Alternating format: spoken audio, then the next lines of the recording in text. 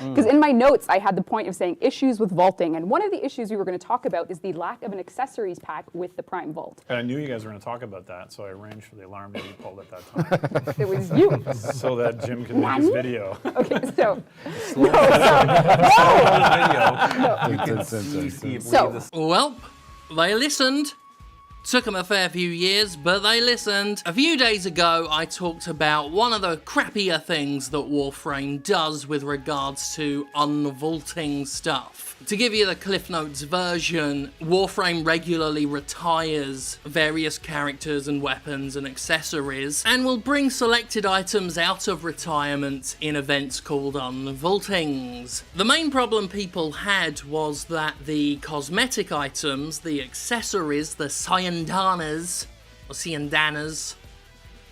or Cesaro, and Seamus. I don't know how you fucking pronounce it. The problem was, people wanted the shiny, flashy, twirly capes that get unvaulted, but could only really get them by purchasing unvaulted access packs. And these packs bundle together all the unvaulted stuff, both playable items and cosmetic items, including stuff people might have already paid for in the past or earned in-game before. So essentially, your choice was flush money down the toilet just to get a couple of cosmetics or go without. So I did a video about this because they recently had an unvaulting and the community were requesting the ability to purchase accessories separately. And as you can tell from the little snippet of their live stream we showed at the beginning of this video, the developer Digital Extremes has listened. Hooray! Now, if I were in Jimquisition mode, I would take full credit for making Warframe better and becoming a hero of the community, but this isn't the Jimquisition, so let's actually be a bit more real.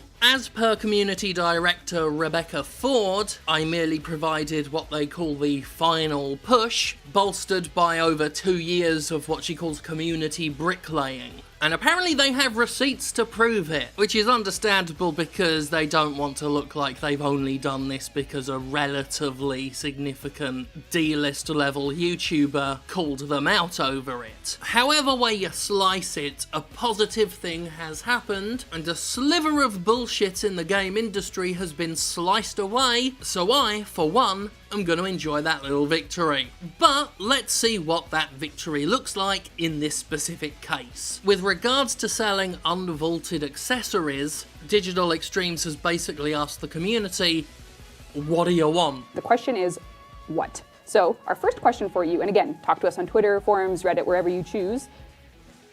What do you want? They've thrown out options asking if you want all the accessories bundled together in a pack, or if you want to buy specific accessories that are related to a specific type of Warframe. They've even gone so far as to ask players what kind of price they're willing to pay, which I'll freely admit I am still currently a complete newbie to Warframe. I've been playing it for a fair while now, but there's still a lot I need to learn, and there's a whole bunch of history with Warframe that I'll happily admit I'm not familiar with yet. So what Digital Extremes is doing here is sort of, on a minor scale, blowing my mind a bit. Second question is sort of price points. If you guys are buying a vaulted accessories pack, is it the $25, $30, or $35 range that you're looking for such a thing? Obviously, that depends on what goes in it, clearly. To actually ask the players what kind of price range they're interested in, after years of the AAA game industry turning me into a bitter, twisted, cynical husk, I'm a little bit speechless there. On top of that, they've also started to gauge interest in whether or not people want other stuff bundled in with these accessories, like boosters, platinums, their premium currency, stuff like that. So it seems they're being really flexible with what the audience wants. Now, depending on who you ask, Warframe is either an incredibly generous game and Digital Extremes are one of the last few good guys in the industry, or Warframe is a cynical cash grab and Digital Extremes are soulless, heartless monsters. All I know right now is that for as long as I have been playing Warframe, I've been having a delightful time. I don't regret the money I've put into it. In fact, I've put some money into it on sheer principle, because I firmly believe in putting my money where my mouth is. And when I see this, when I see Digital Extremes quite literally asking their players what they want to buy and how they want to buy it, it. I can't help thinking of, say, the developers of Shadow of War when they said that their loot boxes were there as a matter of player choice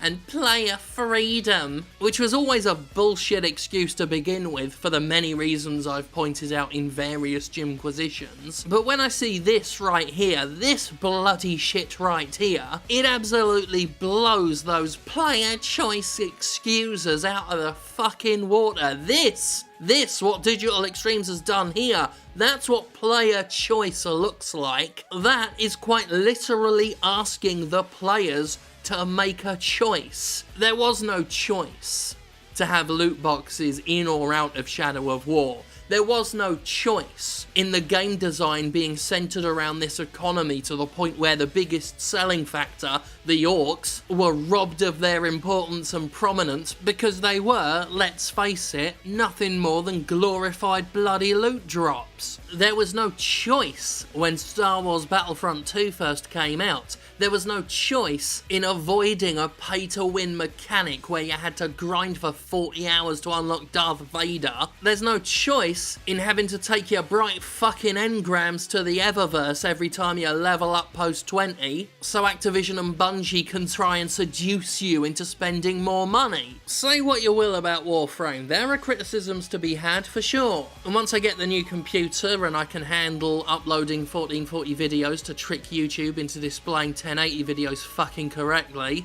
I'll continue to do Warframe's Jimpressions and give my evolving opinions as I keep playing. But for right now, I will just finish off by saying, AAA mouthpieces and excuses, take note.